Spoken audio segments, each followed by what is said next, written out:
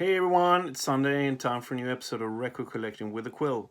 Well, this week I'm going to throw you a real curveball. We're going to talk jazz, something I haven't talked about before, and I'm in no way a big jazz connoisseur, but I thought I'll dedicate an episode to one of my favorite albums that's been with me. Is sort of everyone has it in their blood if you're born in Sweden. I'm talking about this one, Jazz in Swedish, or Jazz på svenska, by Johanssons and Georg Riedel.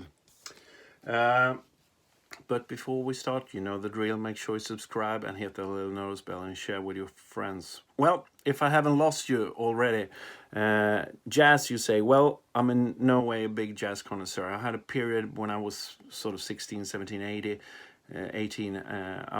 Me and my friends were absorbing all types of music, and we had this really active jazz and blues club here in Oskarshamn. They put on shows like twice a month or something, with great international and Swedish jazz and blues acts. So it was back in the day when you could still smoke inside. So we used to go there with a couple of packages of smokes and drink beer and smoking all evening and sort of trying to be these really cool jazz cats.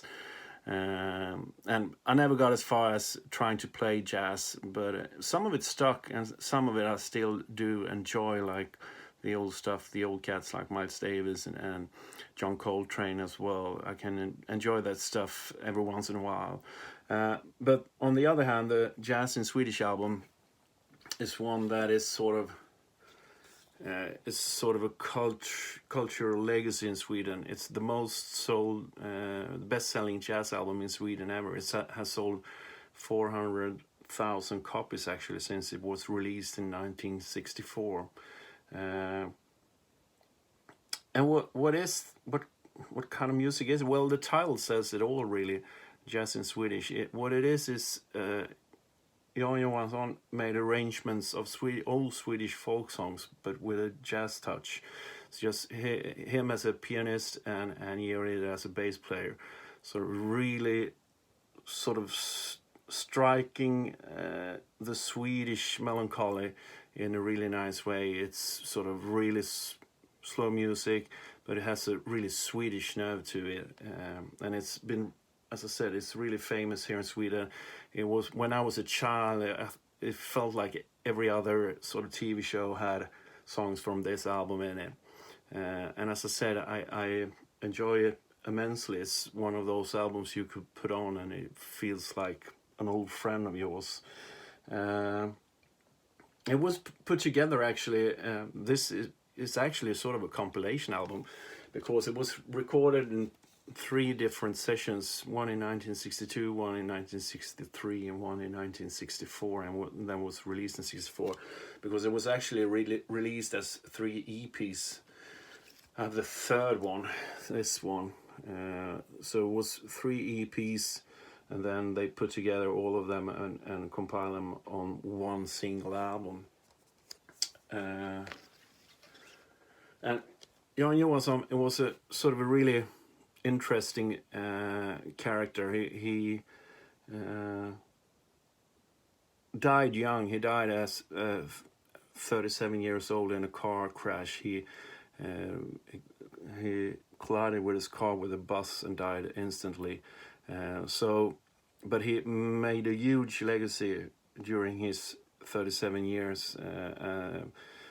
This album being the biggest one.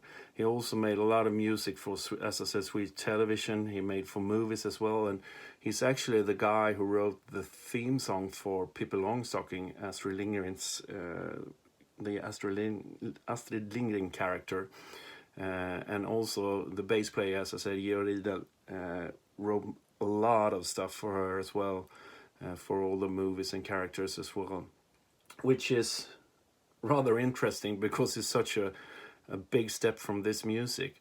But if you haven't heard it, I suggest you give it a listen. If you're Swedish, you probably know this one. If you haven't heard the whole album, I know you will at least recognize the first song is called Visa från Utanmyra, which is it seems like it was on television every day in my childhood in a way.